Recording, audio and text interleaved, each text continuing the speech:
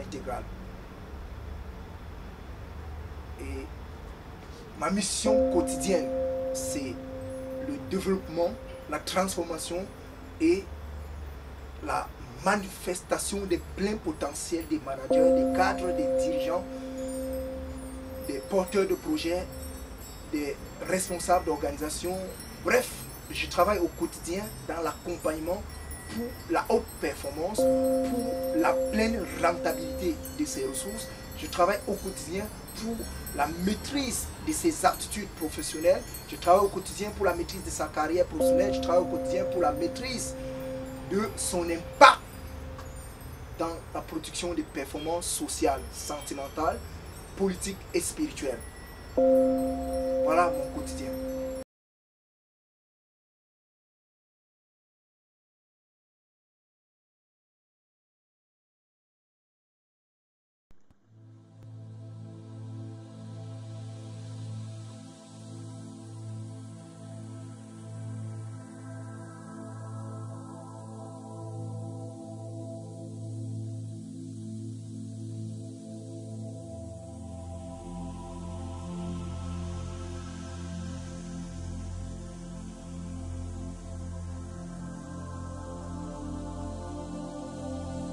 Ne connaissant pas leur potentiel naturel, leurs origines, leur nature, leur but naturel d'existence, ils vont se focaliser à produire après les valeurs matérielles, les valeurs scientifiques de la voie et le pouvoir.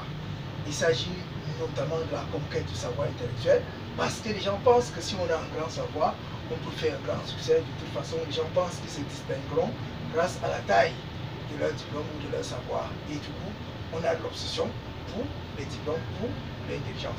Et à côté du savoir, on a la richesse matérielle. Dès lors qu'on a fini avec l'école, on croit qu'il faut absolument avoir des richesses matérielles. Et du coup, on est prêt à tout type de sacrifice pour obtenir de la richesse matérielle.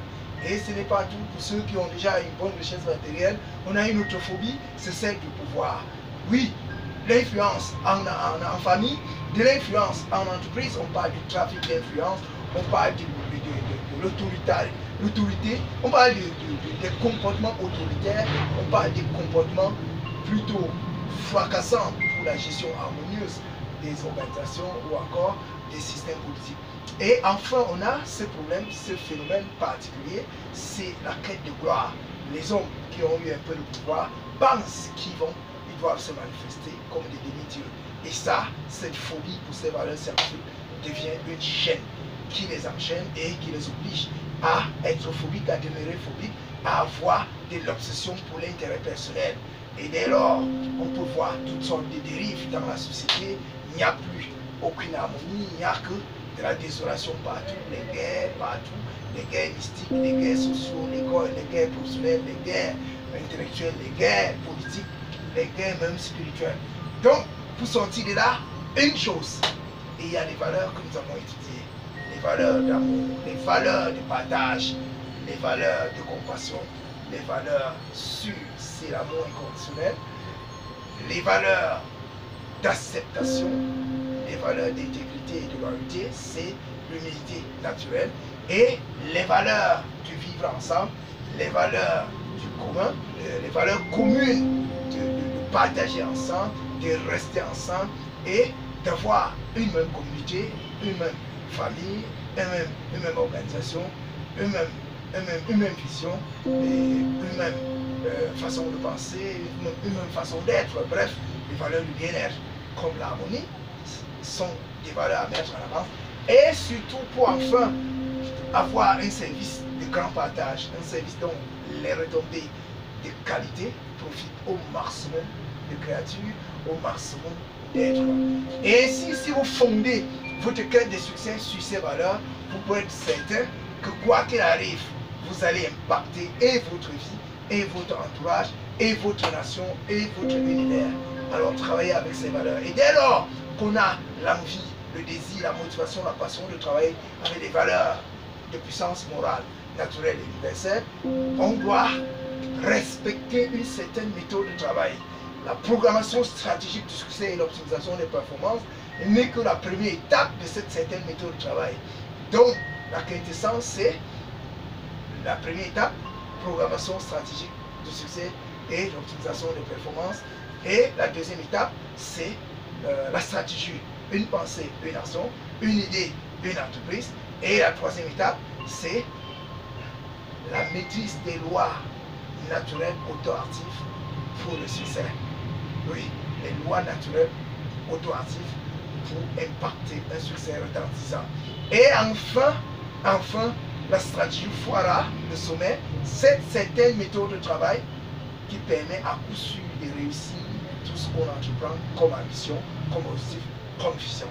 Voilà 4 bases, 4 étapes du process de succès.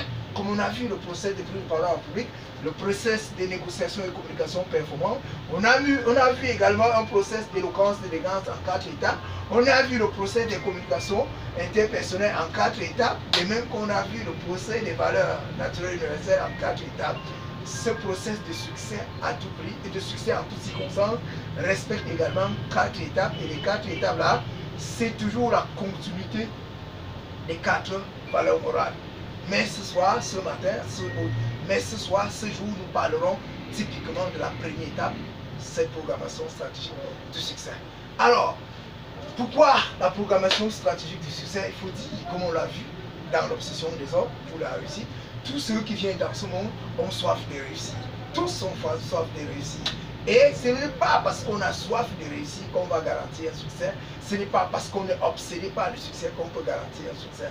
Il faut bâtir dans cette optique un plan efficace correspondant à un objectif précis.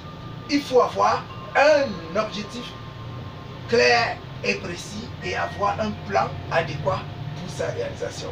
Et c'est dans le cadre de cette première partie, de cette première vision que nous travaillons sur la programmation stratégique du succès.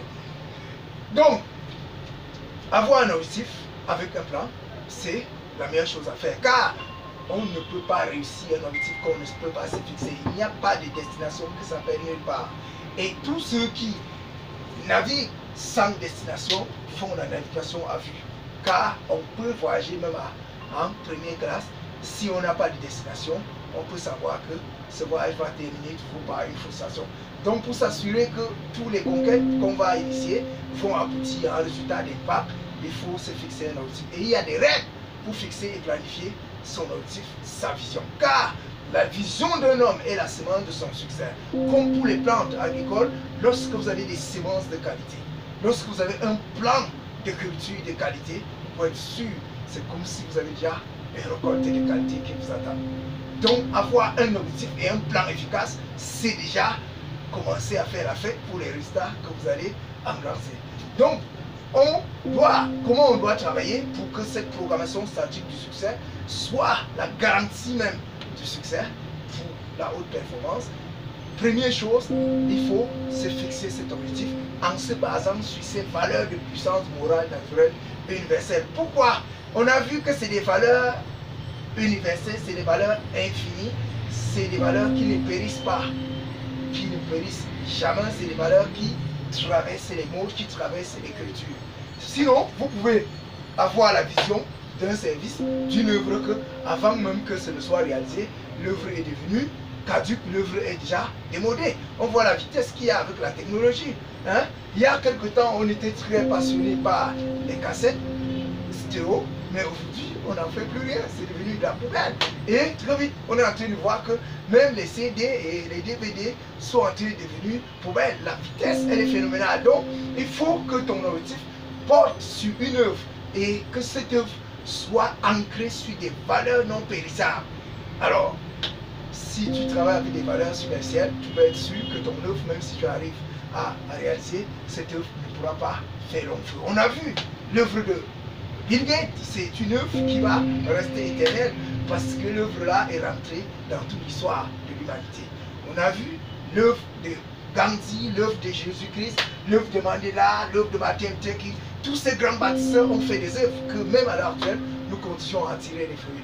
Donc si vous voulez être un homme distingué, il faut que votre vision de succès porte sur un service dont les retombées ne soient jamais périssables. Et pour arriver à un tel niveau, il faut une préparation adéquate, il faut une préparation stratégique pour se doter des informations, pour rajeunir et renouveler son esprit et sa conscience afin que soit aiguisé à comprendre toute la conscience infinie que le Créateur a mis en nous, dans notre potentiel, afin que cet esprit soit capable de s'en servir de toutes les aptitudes que nous portons en nous pour bâtir ce résultat magique.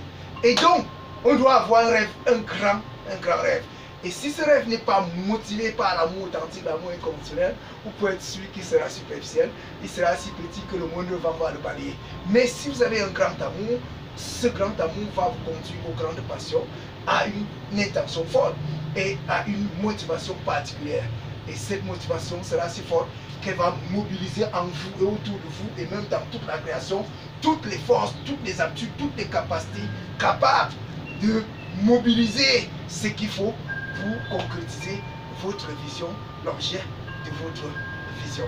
Et là, on peut être certain, très certain, que le résultat, c'est une bénédiction.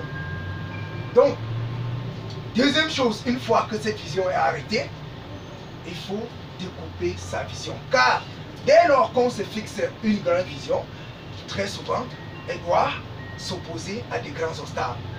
Et autant l'obstacle est phénoménal, autant cet obstacle génère le stress. Vous voulez construire une maison de 10 étages, et là, si vous calculez le projet globalement, vous allez vous rendre compte que ça va vous nécessiter trop d'argent, trop de temps, trop de concentration, trop de personnel, trop... Mais si vous envisagez comment faire pour que tout ça se mette en place, vous vous rendrez compte que ça va peser. Et ça va commencer à stresser. Et ce stress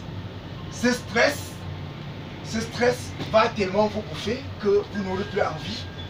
Vous allez commencer à douter. Et ce stress va grandir avec vos doutes et vous allez vous décourager. Et le stress va davantage grandir, vous allez finir par désespérer. Donc, si vous mettez en marche de votre programmation la méthode SMART, c'est-à-dire organiser votre objectif en respectant cette simple méthode qui permet de rendre évident les éléments de votre succès, de votre vision. Il s'agit de découper votre objectif en des simples objectifs. Oui, la méthode SMART pour S, qui veut dire simple, il faut avoir des objectifs simples. Alors, travailler par petits paliers. Les Chinois disent qu'un voyage de 1000 km commence par un pas. Alors, divisez votre voyage en 1000 pas. Donc, chaque matin, vous ferez juste un pas. Vous ne sentirez jamais le stress de faire un pas. Et vous serez motivé, encouragé d'avancer. Et quelle que soit la longueur du trajet, vous ferez l'arrivée efficacement. Parce que réaliser un petit objectif est plus facile, plus aisé. Et on peut le faire avec toute la passion, toute l'énergie qu'on en dispose. Mais lorsqu'on regarde seulement un grand objectif, ça génère en nous une pensée d'une difficulté. Et cette difficulté va neutraliser notre force, nos capacités, nos aptitudes avec l'instabilité émotionnelle. Et nous n'arriverons jamais efficacement au résultat. Donc, une fois qu'on a fait des objectifs simples, il faut encore qu'on s'assure que la manière qu'on a découpé des objectifs, on les a rendus mesurables. Oui, sinon, tu fais un résultat, tu travailles sur un résultat que tu ne sauras jamais qu'il a été atteint. Hein? Tu es à l'école, tu fréquentes, mais à quel moment tu sauras que tu as atteint ce que tu cherches à l'école. Tu es au marché, tu vas, mais à quel moment tu sauras que ton business a bien tourné. Hein? Si je parle ici sans savoir à quel moment je dois m'arrêter, là, tu travailles pour quelque chose qui va jamais être un succès. Oui, donc il faut connaître à quel moment la mission sera terminée, le projet sera livré. Et c'est pour ça que le deuxième moment, après les objectifs simples, on doit s'assurer que chaque segment d'objectif est mesurable. Et une fois qu'on a des objectifs mesurables, il faut les rendre accessibles. Oui, on peut avoir des objectifs mesurables, on peut avoir des objectifs simples, mais non accessibles. Non accessibles. Par exemple, vous voulez vous marier, mais vous voulez épouser une femme qui est déjà en mariage avec quelqu'un d'autre. Hein? Ça, c'est un objectif simple, c'est un objectif mesurable, mais c'est un objectif qui est difficilement accessible. Donc, important d'organiser ces objectifs de manière à ce que ces objectifs soient accessibles. Et ce n'est pas tout. Il faut s'assurer que ces objectifs sont même réalisables. Par exemple, quelqu'un qui dit qu'il va devenir l'homme le plus riche du monde, est-ce qu'il est possible que tu saches une fois l'objectif atteint que tu es l'homme le plus riche du monde? Mais tu peux te fixer un objectif qui veut que tu sois parmi les hommes les plus riches. Et ça, c'est important. Donc, travailler à fixer un objectif réalisable également en respectant cette méthode d'Appsman, ça c'est pour elle. Et enfin, il faut que l'objectif soit défini, les objectifs soient définis dans le temps. Chaque semaine des objectifs doit être terminé et livré quand? À quel moment saurais-tu qu'une partie est terminée? Et avec ça, tu peux savoir globalement à quel moment ton objectif sera livré. C'est là qu'on parle de la programmation dans le temps. Oui, une fois que tu as fixé ce que tu veux, ça c'est la planification. Maintenant, programmer, c'est de couper le temps qui correspond à chaque semaine d'objectif. Mais il y a une chose importante qui globalement, il faut soutenir cette méthode SMART avec dans la programmation stratégique du succès, c'est que ton objectif doit dépendre, sa réalisation doit dépendre exclusivement que de toi. Si pour réaliser ton objectif, il faut que quelqu'un d'autre seul travaille, ça tu peux être certain que ça ne va pas marcher comme tu veux. Hein? Par exemple, tu veux te marier, mais tu penses que c'est quelqu'un d'autre qui va mettre la barre au bout du doigt de la femme. Par conséquent, tu peux savoir que ce mariage risquera ne jamais avoir lieu. Hein? Tu veux peut-être aller à l'école et tu attends que ta mère ou ton père puisse étudier à ta place. Ça ne marchera jamais. Ils peuvent contribuer, mais ils ne vont pas faire l'essentiel du travail. Ils peuvent contribuer à payer l'école, ils peuvent contribuer à te donner des conseils, ils peuvent contribuer à suggérer, à te chercher les répétiteurs, mais ils ne viendront jamais étudier ni composer à ta place. Donc, il est important que l'essentiel de ton objectif soit sous ta responsabilité. Et une fois qu'on a programmé son objectif, sa vision, en respectant la méthode SMART, ce qui nous reste à faire, c'est commencer à agir en respectant cette stratégie que nous avons déjà définie. Commencer à agir en harmonie selon la programmation que nous avons mis en place. Et dès lors on a commencé à poser les actions, il faut également que nous ayons un moyen pour analyser nos résultats. Donc il faut prévoir dans sa programmation stratégique un temps et des moyens pour évaluer si les semaines d'objectif ou l'objectif global est atteint ou pas. Et il faut également évaluer avec toute l'humilité nécessaire. Car tu vas voir que peut-être certains objectifs qui ont été fixés pour être réalisés en 10 jours, on a mis presque un mois. Et ça peut te décourager si tu n'es pas humble. Et si tu es humble, tu vas prendre ça agréablement et tu vas dire, quoi qu'il en soit, il y a des objectifs qu'on a fixés plus de temps où on pourra aussi rattraper du temps. Et ainsi, il faut tenir compte des imprévus. Et en programmant le temps, il faut mettre à chaque fois 25% du temps en réserve pour faire face aux imprévus, afin de ne pas être totalement poussé par la notion de temps, par les délais. Et ainsi, si tout est organisé et évalué, ainsi, selon l'humilité, tu peux être sûr que des petits résultats en petits résultats, tu finiras par atteindre ce grand résultat qui est la finalité de ta vision, un résultat d'impact. Et l'autre chose magique, si magique, qu'on ne peut pas s'amuser à ne pas le déclarer, il faut célébrer les petits résultats qui parsèment le chemin vers la conquête finale. Car final, autant que moi, car le succès n'est pas une gare d'arrivée, mais le succès, c'est le voyage. Si tu n'as pas le temps pour bénéficier, pour célébrer, pour te réjouir au fur et à mesure de la progression des petits résultats dans ta vision, il se peut qu'à la fin de la vision, tu sois mort. Des grands concurrents sont allés à la guerre, ils ont bataillé pendant des années, et à l'année où la guerre doit être déclarée, clôturée, en leur faveur, ils étaient morts au champ de bataille. Donc, ils n'ont pas eu le temps de célébrer la victoire. Donc, les vrais guerriers sont ceux qui célèbrent chaque petite victoire. Oui, il faut célébrer chaque petite victoire. Et c'est la passion que tu tires, la joie que tu tires dans ces petits résultats qui te régénère à aller plus loin, à avoir plus de force pour aller et affronter davantage d'obstacles et même de tirer de tous les obstacles la force et même de considérer les échecs aussi qui arrivent tout au long de cet objectif comme des prémices ou des semences pour des résultats futurs. Voilà. La programmation stratégique de succès, on peut résumer globalement, elle consiste à fixer une grande vision qui soit capable de mobiliser toutes les forces que nous avons en nous pour sa réalisation. Cette vision, pour qu'elle soit possible, elle doit tenir compte, elle doit être fondée sur des valeurs de puissance morale, naturelle, universelle, qui vont nous motiver et qui sont capables également de garantir la pérennité éternelle de l'œuvre que nous allons mettre en place. Et une fois qu'on a respecté ces valeurs, la programmation également doit respecter la méthode SMART, c'est-à-dire un objectif, la vision doit être découpée en petits objectifs simples, en petits objectifs mesurables, en petits objectifs accessibles et en petits objectifs réalisables et surtout définis dans un temps précis qui peut permettre de savoir à quel moment chaque petit objectif est réalisé. Une fois cela organisé, il faut commencer à agir avec harmonie. C'est-à-dire, on doit être en harmonie avec sa vision, en harmonie avec les éléments de la nature, en harmonie avec l'expertise technique, l'expertise financière, bref, en harmonie avec les hommes et les outils avec lesquels on compte réaliser cette vision. On doit également être en harmonie avec les résultats.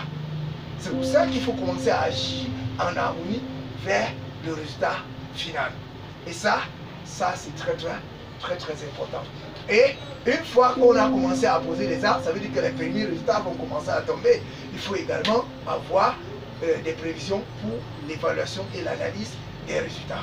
Et comme on peut évaluer efficacement et analyser les résultats, on va commencer à se réjouir des résultats positifs, à se contenter des petits résultats. Car comme on sait que le succès n'est pas une gare d'arrivée, c'est la poursuite d'un idéal. Ce qui est important, c'est ce qu'on ressent au fur et à mesure qu'on évolue vers cet idéal magnifique qui est sa vision. Donc, il faut profiter au fur et à mesure pour ne pas avoir à regretter si à jamais on n'est plus là quand le résultat final est réalisé. Donc, voilà ce qui fait de vous un grand rêveur, un grand penseur, quelqu'un qui pense de manière à ce que ses idées peuvent changer l'histoire de l'humanité, ces idées peuvent marquer son histoire personnelle de façon à ce que vous devenez un modèle, un homme distingué comme les frères White, un homme distingué comme les Bill Gates, les Martin Luther King, les Jésus. Bref, si vous devenez un grand penseur, vous devenez une grande référence pour l'humanité. À vous de jouer maintenant, saisissez l'opportunité qui vous est donnée là présentement pour ce programme et commencez à mettre en pratique en suivant cette certaine méthode de travail. Donc, nous avons dévoilé la première clé et cette première clé qui est fondée sur les valeurs de puissance morale, naturelle, universelle et la méthode SMART. À vous de jouer car un grand garçon vaut 10 000 kilos de connaissances. Et c'est ainsi que l'action demeure la loi phénoménale de la réussite. Passez à l'action avec tout ce que vous venez d'entendre. Merci d'avoir écouté. Bonsoir tout le monde.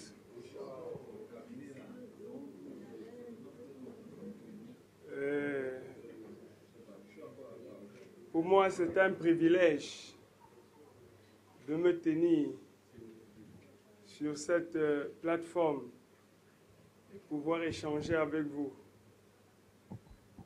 Je ne veux pas être lent, mais je crois qu'avec ce que je dois dire, quelqu'un sera touché.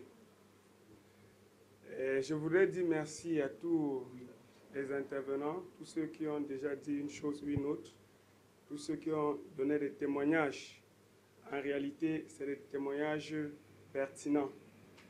Et là-dedans, on sent qu'il y a la vie. Et c'est ça qui est intéressant pour moi.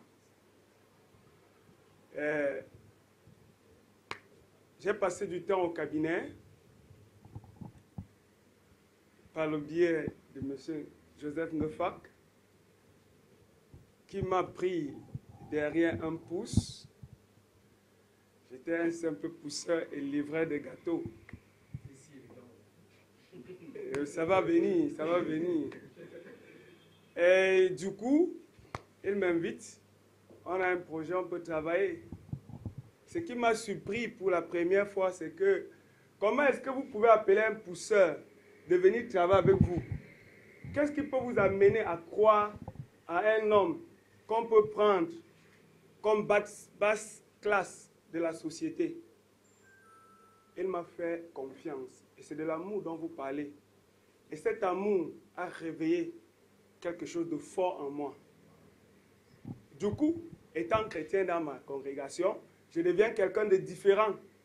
Parce que ce que j'avais cherché longtemps, je l'ai trouvé quelque part.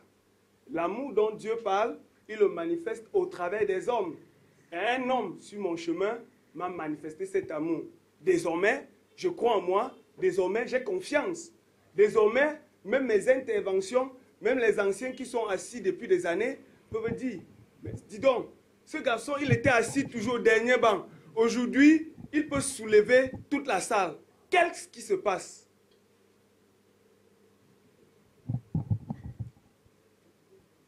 Voilà le départ. Voilà le départ. J'ai envie d'être précis parce que je sais que beaucoup attendent. Mais vous serez marqués. Parce qu'il m'a appris ça. Chaque fois que vous avez l'opportunité de dire une chose, il faut qu'elle marque les vies, il faut qu'elle touche les vies. Parce que vous êtes un serviteur. Quoi que vous fassiez, vous êtes un serviteur. Faites le meilleur service. Je parle de la congrégation avec beaucoup de remarques. Quand on m'envoie à l'école biblique, je suis à la faculté de théologie, au NDBI, à Bamenda. Et là aussi, je suis quelqu'un de différent. Parmi tous les étudiants pasteurs, on sent qu'il y a quelqu'un de différent. Pas son service, pas son attitude, pas... En réalité, il est différent. Du coup, les camarades, d'où viens-tu? Qu'est-ce que tu as suivi comme formation? Est-ce que beaucoup de questions? Et l'un d'entre nous, pendant nos vacances, est venu ici parce qu'il voulait regarder à quoi ressemble ce cabinet. À quoi ressemble Et il est venu. Certains qui étaient en formation un jour, vous nous avez écoutés ici.